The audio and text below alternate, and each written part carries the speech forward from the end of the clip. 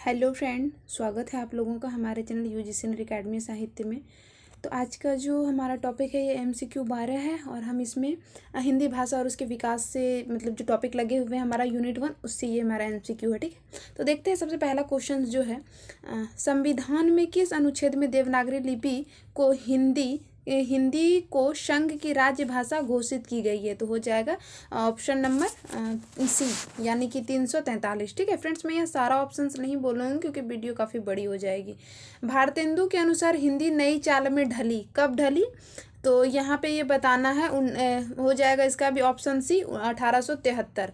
भारतीय संविधान के किन अनुच्छेद में राज्य भाषा संबंधित प्रावधान का उल्लेख किया गया है? तो आप लोग को पता होगा कि 343 से 351 में है। ठीक है, आगे हम देखेंगे यहाँ निम्नलिखित में से कौन सा सघोष महाप्राण है? सघोष बताना है फ्रेंड्स। ठीक है, तो आप लोग को पता होगा कि महाप्राण और अल्प प्राण और घोष, सघोष का मैंने ट्रिक पहले भी बता दिया है। तो इसका हो जाएगा आंसर यहाँ पे डी यानी कि ठो, यानी कि TH ठो होता है। तो महाप्राण जिसमें H लगता है वो महाप्राण होता है। और ऐसे भी मैंने बताया है कि 1 और 2 ये जो होता है वो आ जाते हैं घोष में, और 3, 4, 5 जो आते हैं ये अघोष में आ जाते हैं। ठीक है, तो ये मैंने पहले भी करवा दिया। अगला है हमारा क्वेश्चन, निम्नलिखित में से कौन सा पश्च स्वर है? यानी कि पश्च स्वर जो जीव के आधार पर जो उनका वर्गीकृत किया जाता है फ्रेंड्स स्वर का, उनके बारे में है। ठीक है, तो इसका हो जाएगा सॉरी फ्रेंड ठीक है, यानी कि ऑप्शन नंबर ए।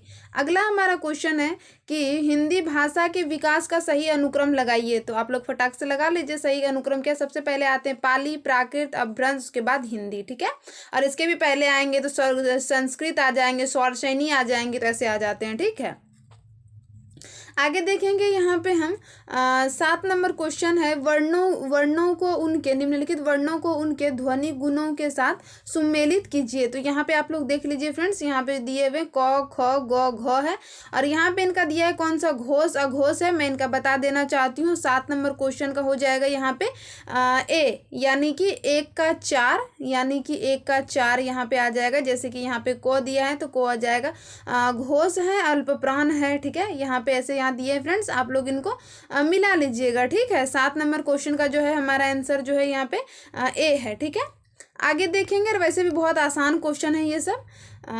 या फिर TGT या फिर ये नेट की तैयारी कर रहे तो ऐसे क्वेश्चंस तो मतलब आप लोगों के लिए बहुत मामूली होंगे, बट प्रैक्टिस ज़रूरी है। देखते हैं यहाँ पे निम्नलिखित में से हिंदी को भाषाविदों के अनुसार उनके ग्रंथों में सुमेलित कीजिए। तो कौन सा किनका ग्रंथ है ये बताना है हमारा। 8 नंबर क्वेश्चन है। ठीक है, तो इसका आ जाएंगे यहाँ पे बी, यानी कि यहाँ पे आ जाएंगे बी। और देख लेते हैं यहाँ पे बी में क्या है। यहाँ पे है कामता प्रसाद गुरु का जो है यहाँ पे यह आ जाता है हिंदी व्याकरण। ठीक है, उसके बाद आ जाता है किशोरी दास वाजपेयी का हिंदी शब्दानुशासन। फिर आ जाता है हमारा उदय नारायण तिवारी जी का आ जाता है यहाँ पे हिंदी भाषा का उद्भव और विकास। रामविलास शर्मा का क्या है 4, सॉरी फ्रेंड, रामविलास शर्मा का आ जाएगा यहाँ पे 3, भाषा और समाज। ठीक है, तो इसका हो जाएगा आंसर जो है हमारा 8 नंबर का बी। ठीक है, आगे देखेंगे यहाँ पे मुंडा भाषा परिवार का क्षेत्र कौन सा है ये बताना। मुंडा भाषा परिवार जो है वो किस क्षेत्र से आते हैं? ठीक है, तो इसका हो जाएगा छोटा नागपुर। ठीक है, ये पहले भी नेट एग्जाम्स में आ चुके हैं। आगे देखेंगे यहाँ पे हम सुमेलित करना है। 10 नंबर है हमारा। 10 नंबर में आप लोग यहाँ पे स्वर ध्वनि और तालव्य अल्प यहाँ पे देख लीजिएगा। और मैंने तालव्य का भी पहले भी बता दिया था कि तालु से तालव्य बोला जाता है। तो यहाँ पे ऐसे भी कर सकते हैं, यानी कि बी का 5 भी अगर ऐसे भी देख लीजिएगा आप लोग तो हो जाएगा आप लोग का 10 नंबर क्वेश्चन की बात करेंगे तो यहाँ बी का 5 एक भी अगर मिल जाता है, 1, 2 भी तो हो जाएगा, यानी कि ये आ जाएगा हमारा आंसर। ठीक है, ऑप्शन नंबर डी। ठीक है, आगे देखेंगे यहाँ पे हम 11 नंबर क्वेश्चन आ जाएगा इन बोलियों को इनके क्षेत्र के साथ सुमेलित कीजिए। फ्रेंड्स ऐसे क्वेश्चंस अभी भी एग्जाम में आ रहे हैं और इनको याद रखना बहुत जरूरी है। ठीक है, तो इसके आ जाएंगे यहाँ पे जो आ जाएंगे फ्रेंड्स, इसके आ जाएंगे यहाँ पे बी नंबर, यानी कि ब्रज भाषा जो बोली जाती है ये अलीगढ़ में है। भोजपुरी जो बोली जाती है ये कहाँ पे है देखते हैं यहाँ पे छपरा में। ठीक है, यानी कि मैंने क्या कहा है 11 नंबर का बी। मैंने क्या कहा यहाँ पे थोड़ा छोटा करके बता देती हूँ फ्रेंड। मैंने यहाँ पे क्या कहा है बी, 11 नंबर का बी। एक का हो जाएगा यहाँ 4, फिर आ जाएगा भोजपुरी जो है यहाँ छपरा, फिर आ जाएगा यहाँ पे मैथिली जो है मैथिली आ जाएगा दरभंगा, ठीक है। अवधि जो है वो सुल्तानपुर, ठीक है। आगे हम देखेंगे फ्रेंड्स, और इनको याद रखना जरूरी है, यहाँ से क्वेश्चन भी बनते हैं। आगे देखेंगे 12 नंबर क्वेश्चन जो है हमारा, खड़ी बोली, सॉरी फ्रेंड, खड़ी बोली के प्रयोग में सबसे पहले किस पुस्तक में हुआ खड़ी बोली का प्रयोग, ये बताना। 12 नंबर क्वेश्चन का हो जाएगा प्रेम सागर, ये पता होगा आप लोगों को, लल्लू लाल की ये रचना है, ठीक है। भारतीय भाषाओं में भारतीय संविधान की किस अनुसूची में शामिल किए गए हैं, ये बताना है, ठीक है। 13 नंबर क्वेश्चन का हो जाएगा यहाँ पे 13 नंबर क्वेश्चन का हो जाएगा अष्टम अनुसूची। आप लोग को पता होगा कि 8वीं अनुसूची में भारतीय भाषाओं को सम्मिलित किया गया है, ठीक है। 14 नंबर क्वेश्चन देखेंगे, ग्रीम नियम किस भाषा की ध्वनियों से संबंधित है। ग्रीम नियम, ये क्वेश्चंस आए भी हैं फ्रेंड्स, ये हैं जर्मन, ठीक है। अगला क्वेश्चन है हमारा 15 नंबर क्वेश्चन, हम देखेंगे थोड़ा फास्ट में करते हैं फ्रेंड्स, क्योंकि और भी बहुत सारे क्वेश्चंस हैं, 40-45 क्वेश्चन हो जाएंगे। तो 15 नंबर क्वेश्चन देखेंगे, इन बोलियों को इनके क्षेत्र के साथ सुमेलित कीजिए। तो 15 नंबर का जो आंसर हो जाएगा फ्रेंड्स, यहाँ पे आ जाएंगे ए, यानी कि यहाँ पे देख सकते हैं 1 का 5 बंगरू, फिर आ जाते हैं यहाँ पे भोजपुरी तो आपको अभी पता है, छपरा आ जाता है, कुमाऊनी की बात करेंगे तो अल्मोड़ा, और फिर खड़ी बोली की बात करेंगे तो ये मेरठ, ठीक है। तो यहाँ पे ऐसे आ जाएंगे, ठीक है। आगे हम देखेंगे यहाँ पे, तो यहाँ पे फिर 16 नंबर क्वेश्चन देखते हैं फ्रेंड। यहाँ पे दिया है कि नगरी लिपि के विकास किस लिपि से हुई है, यानी कि यहाँ नगरी लिपि से तात्पर्य है देवनागरी लिपि थी, ब्राह्मी लिपि से हुई है, ठीक है। निम्नलिखित बोलियों में से कौन सी बोली उत्तर प्रदेश की नहीं है, इसको ध्यान देना है, 110% की नहीं वाला क्वेश्चन, ठीक है। और यहाँ पे देखेंगे कौन सी नहीं है, तो मैथिली जो है वो उत्तर प्रदेश की बोली नहीं है, ठीक है। ये बिहार में आ जाती है, मैथिली, मगही, भोजपुरी, तो ये इसकी नहीं है। अवधी, खड़ी बोली, ब्रजभाषा, ये उत्तर प्रदेश में बोली जाती है, ठीक है। पुरानी हिंदी नामकरण किसने किया है, ये बताना। 18 नंबर का क्वेश्चन हो जाएगा चंद्रधर शर्मा गुलेरी। 19 नंबर क्वेश्चन है, हिंदी राजभाषा के रूप में मान्यता कब मिली, ये बताना। 19 नंबर क्वेश्चन है फ्रेंड, 14 सितंबर 1949 में, ठीक है। तो ये तो बहुत आसान है। यहाँ पे देखेंगे करम शब्द की व्युत्पत्ति किस प्रक्रिया से हुई है, ठीक है, ये बताना। 20 नंबर क्वेश्चन, तो ये है अर्धिर तत्सम प्रक्रिया से हुई है, ठीक है। अगला देखेंगे, निम्नलिखित बोलियों को उनके भौगोलिक क्षेत्रों के साथ सुमेलित कीजिए। मैंने भौगोलिक क्षेत्र बता दिए फ्रेंड्स, इन सबको स्किप बिल्कुल भी नहीं करना है। ऐसे नहीं कि छोटे छोटे आते हैं इनको छोड़ देंगे, क्योंकि पता है छोटी छोटी चीज़ें ही एक दिन बड़ी बन जाती है। तो यहाँ पे देखते हैं 21 नंबर क्वेश्चन का जो हो जाएगा हमारा आ जाता है यहाँ पे सी। तो देखते हैं यहाँ पे ये सी हमारा क्या है, सी में है 1 का 3 है, यानी कि यहाँ पे जो दिया हुआ है 1 का 3 है, यानी कि हरोड़ती का हो जाएगा राजस्थान। बघेली की बात करेंगे, बघेली का आ जाएगा मध्य प्रदेश। और यहाँ पे गढ़वाली की बात करेंगे तो उत्तर प्रदेश। कन्नौजी की बात करेंगे फ्रेंड्स, तो यहाँ पे आ जाएगा हमारा 21 नंबर का सी था, तो इसका आ जाएगा 2 उत्तर प्रदेश, ठीक है। यहाँ पे ये उत्तराखंड है फ्रेंड्स, ठीक है। तो आप लोग यहाँ पे मिला लीजिएगा 21 नंबर का जो हमारा क्वेश्चन है, क्योंकि इसमें थोड़ा मिलान करने में दिक्कत होती है फ्रेंड्स। तो यहाँ हमारा 21 नंबर का क्वेश्चन जो है ये इसका आंसर हो जाएगा ए, ठीक है। आगे हम यहाँ पे देखेंगे कि निम्नलिखित विधि की प्रक्रिया में उनकी बोलियों के साथ सुमेलित कीजिए। तो यहाँ पे भी क्रिया रूपों को उनके बोलियों के साथ सुमेलित करने के लिए कहा जा रहा है। तो यहाँ पे भी 22 नंबर क्वेश्चन देखेंगे, और 22 नंबर का आंसर हमारा आ जाएगा ए, ठीक है। ए आ जाएगा हमारा 22 नंबर का आंसर। तो क्या है यहाँ पे, करो जो है यहाँ पे करो आ जाता है हमारा बंगरू, ठीक है। फिर आ जाता है यहाँ पे करहूँ किसको बोला जाता है, करहूँ भोजपुरी, ठीक है। करो यहाँ पे ऊपर में 2 गो है फ्रेंड्स, यहाँ पे आप लोग देख लीजिएगा थोड़ा ध्यान देके। तो यह आ जाता है ब्रज या करा, तो यहाँ पे यह आ जाता है भोजपुरी, ठीक है। तो यानी कि यहाँ क्रिया रूप मतलब कैसे बोली जाती है उनको इस क्षेत्र के साथ मिलान करना था, ठीक है। बहुत आसान है ये। आगे हम देखेंगे यहाँ पे 23 नंबर क्वेश्चन है।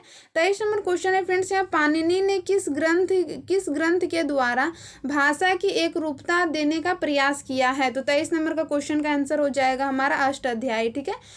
शब्द रचना में किसका योगदान नहीं है, शब्द रचना में जो है किसका योगदान नहीं, प्रत्यय, पद, फिर यहाँ पे दिया है धातु, उपसर्ग, तो किसका योगदान नहीं है। 24 नंबर का आंसर हमको बताना है, पद का योगदान नहीं है किसमें, शब्द रचना में, ठीक है। बाकी जो प्रत्यय, धातु, उपसर्ग इसका प्रयोग है।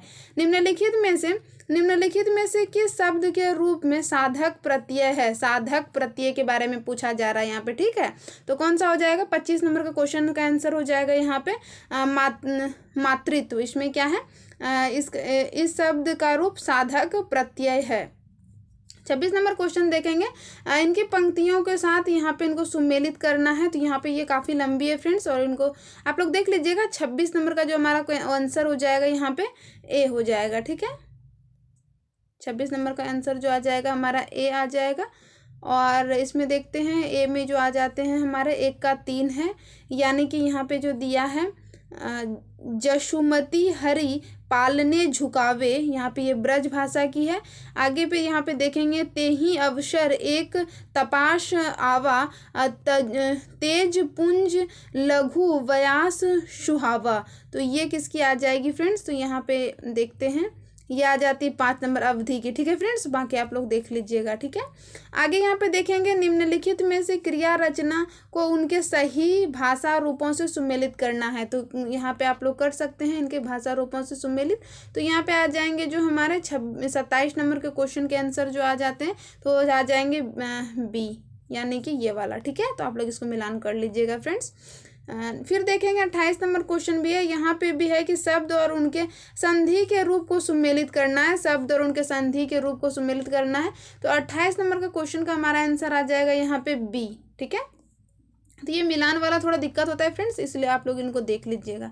आगे हम यहाँ पे देखेंगे 29 नंबर क्वेश्चन जो है, हिंदी भाषा का संबंध किससे है, यहाँ पे बताना है। 29 नंबर क्वेश्चन का हो जाएगा तो स्वर सैनी अपभ्रंश है। भरत मुनि ने अपभ्रंश को नाम दिया। ये सब बहुत इंपॉर्टेंट फ्रेंड। अगर मैं ये बोलूँ कि ये सब अगर स्किप भी हो जाता है तो कोई दिक्कत नहीं, क्योंकि अभी यहाँ से क्वेश्चन नहीं आ रहे, लेकिन यहाँ से ये सबसे आ रहे हैं, ठीक है। इसीलिए मैं उस पर ज़्यादा जोर नहीं दे रही हूँ, बट नॉलेज रखना अच्छी बात है। यहाँ पे देखेंगे भरत मुनि ने अपभ्रंश को क्या नाम दिया? 30 नंबर का हो जाएगा देश भाषा, ठीक है। आगे देखेंगे एक तो हिंदुस्तानी भाषा का रूप है। हिंदुस्तानी भाषा रूप है, क्या रूप है हिंदुस्तानी भाषा, ये बताना। 31 नंबर का हो जाएगा हिंदी उर्दू मिश्रित को हिंदुस्तानी बोला जाता है। ग्रीम नियम का संबंध किससे है, यहाँ पे बताना है। 32 नंबर का हो जाएगा यहाँ पे ग्रीम नियम का संबंध जो है स्वर्णिम विज्ञान से है, ठीक है।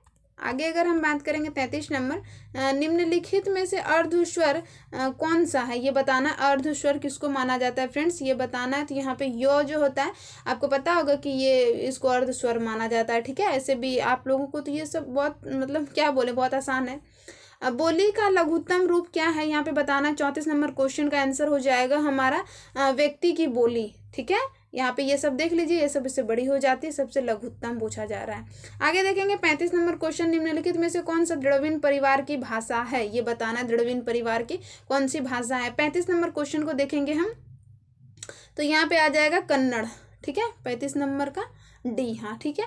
उसके बाद देखेंगे किस क्षेत्र की बोली को कौशिक कहा जाता है। किस क्षेत्र की बोली को कौशिक कहा जाता है। 36 का हो जाएगा बनारस की बोली को क्या कौशिक कहा जाता है। आगे देखेंगे हम साहित्यिक अपभ्रंश पुरानी हिंदी किसने कहा। साहित्यिक अपभ्रंश को, वहाँ पे क्या था अपभ्रंश था, यहाँ पे क्या है साहित्यिक अपभ्रंश है। तो किसने कहा हजारी प्रसाद द्विवेदी जी ने। 37 नंबर क्वेश्चन, ठीक है। निम्नलिखित में से कौन सा भारत रूपीय परिवार की भाषा नहीं है, ये बताना है। भारत रूपी, और मैंने शॉर्ट्स वीडियो के माध्यम से बता दिया कि भारत रूपीय के अंतर्गत क्या क्या आती है और क्या क्या नहीं आते है। हर बार यहाँ से एग्जाम्स में क्वेश्चन आते हैं, 1-2 क्वेश्चन आ ही जाते हैं फ्रेंड्स, यानी कि 2 नंबर 4 नंबर आपका पक्का है, ठीक है। तो यहाँ पे मलयालम जो है ये भारत रूपीय परिवार में नहीं आती। संविधान के अगला क्वेश्चन है हमारा, संविधान के 8वीं अनुसूची में कौन सा भाषा सम्मिलित नहीं है। यहाँ ये वीडियो भी मैंने बता दिया था कि कितने कौन कौन से भाषा सम्मिलित है और कौन कौन से नहीं है, इसका मैंने ट्रिक भी बता दिया है, ठीक है।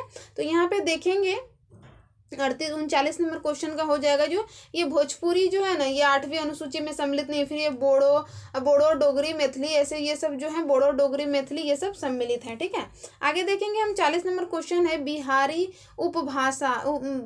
उपभाषा वर्ग के अंतर्गत कौन सी बोली नहीं है। बिहारी उपभाषा के अंतर्गत कौन सी नहीं, तो आप लोग को पता होगा भोजपुरी मगही मैथिली ये बुंदेली जो है ये इसके अंतर्गत नहीं आती है, ठीक है। ये पश्चिमी हिंदी के अंतर्गत आती है, और पश्चिमी हिंदी पूर्वी पूर्वी हिंदी के अंतर्गत आते, ये पश्चिमी हिंदी के अंतर्गत आ जाती है फ्रेंड्स, और पूर्वी हिंदी के अंतर्गत आती है अवधी बघेली ABC, हाँ अवधी बघेली छत्तीसगढ़ी, ठीक है। तो मैंने इसको ऐसे ही याद किया है।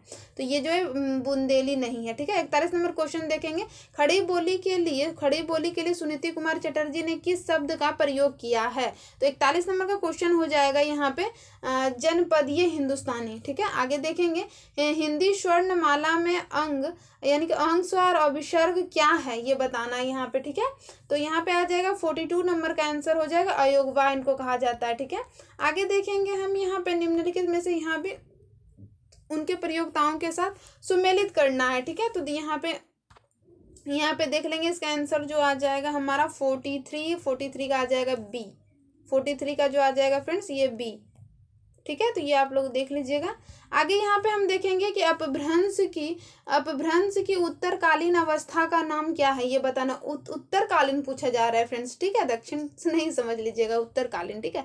तो 44 नंबर का क्वेश्चन जो हो जाएगा वो है अवहट, ठीक है।